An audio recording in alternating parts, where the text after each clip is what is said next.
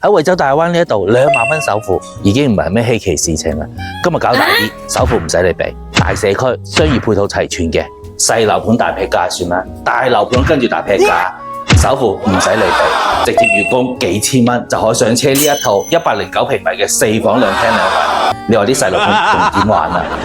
指紋鎖係俾你嘅，包括埋呢個頂天立地嘅鞋櫃一樣俾埋你。入門口呢個位置咧，呢一度如果你屋企有工人姐姐啱晒，做客房 OK 嘅。嚟到廚房呢個位置，雙開工作台，呢一啲，包括呢一啲，全部係俾你嘅。重點係咩啊？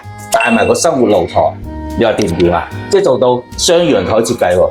入到嚟餐廳部分啦，嗱呢個位置我覺得咧擺咗圓台，坐6到8人 OK 嘅。好，嚟到客廳部分，廳出露台，3蚊6嘅開間，7蚊嘅大露台，1線嘅湖景。呢一度係大亞灣中心地段，出門口就係樓下仲有生鮮超市同埋各種餐飲。就算你中意平時節假日啊行街睇電影步行，500米就可以到萬達廣場。首先入到嚟休息區部分啦，公共洗手間。